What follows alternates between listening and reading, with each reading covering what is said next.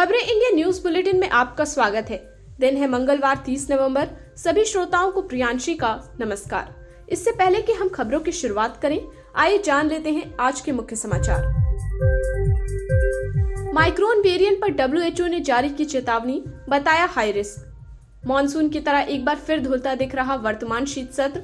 हंगामे के कारण लोकसभा की कार्यवाही बाधित। राज्यसभा में भी विपक्षी सांसदों ने किया विरोध। 8 मिनट में ही बिना चर्चा के पास हुआ तीनों कृषि कानून वापसी बिल। सुप्रीम कोर्ट ने दी सख्त टिप्पणी, वायु प्रदूषण से निपटने के लिए उठाए गए कदमों का ब्यौरा दे राज्य। महिला सांसदों संग सेल्फी लेते बोले शशि थरूर, काम करने की आकर्षक जगह। बवाल होने के बाद मांगी माफी।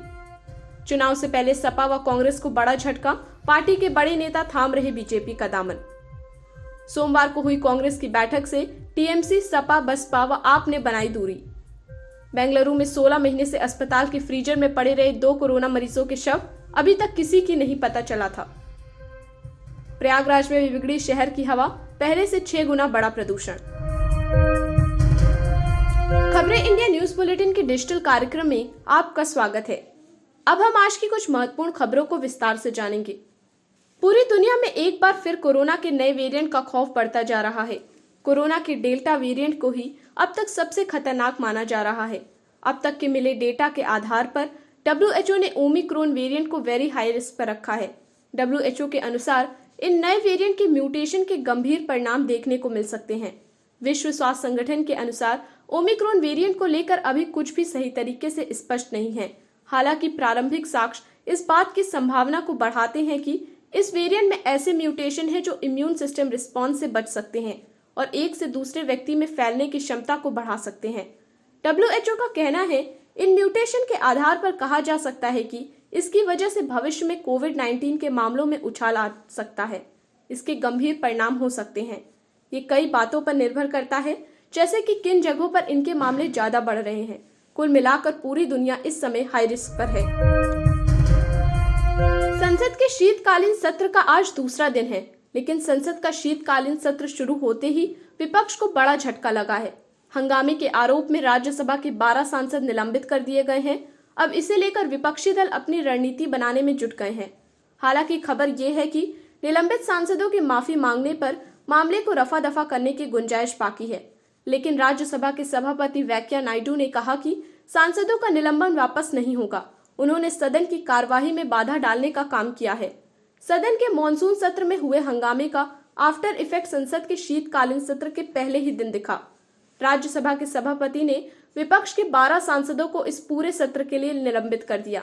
राज्यसभा में भी विपक्षी सांसद केंद्र सरकार का विरोध कर रहे हैं। कांग्रेस नेता मल्लिकार्जुन खड़गे ने 12 सांसदों के निलंबन के मुद्दे को राज्यसभा में उठाया।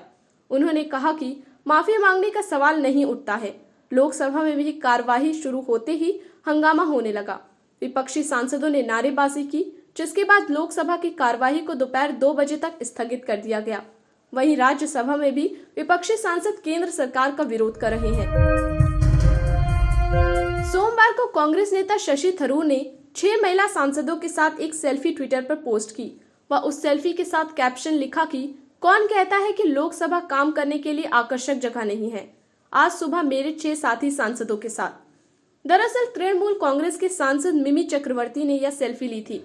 इसे तिरुवनंतपुरम से लोकसभा सांसद थरूर ने अपने आधिकारिक ट्विटर हैंडल से सुबह 11:41 पर ट्वीट किया था। इस ट्वीट के बाद सोशल मीडिया पर हंगामा मच गया। कई लोगों को थरूर के ट्वीट की भाषा पसंद नहीं आई। इसके बाद उन्हें सोशल मीडिया पर उन्हें काफी ट्रोल किया गया। खासतौर से आकर्षक शब्द के इस्तेमाल पर काफी यूजर्स ने आपत्ति जताई।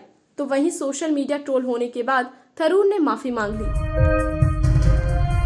करोड़ों रुपए के पटाखों के धुएं से शहर में 3 गुना बड़ा प्रदूषण का स्तर। सीजन का सर्वाधिक प्रदूषित रिकॉर्ड किया गया दिवाली की रात का वातावरण।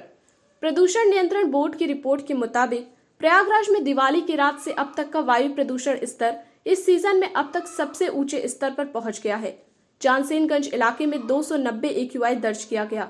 इस बार पिछले वर्ष की तुलना में हवा में सल्फर, नाइट्रोजन, कार्बन गैस की मौजूदगी पहले से ज्यादा बढ़ी रही। प्रयागराज के कुछ इलाकों में अब तक का AQI कुछ ऐसा रहा। कटरा लक्ष्मी टॉकीज का AQI 246, भारत यंत्र निगम लिमिटेड का AQI 256, कोऑपरेटिव बैंक जानसेनगंज का AQI 229, आलोपीबाग पंपिंग स्टेशन का AQI 206, पराग डेयरी रामबाग का AQI 262। आज की खबरों में बस इतना ही।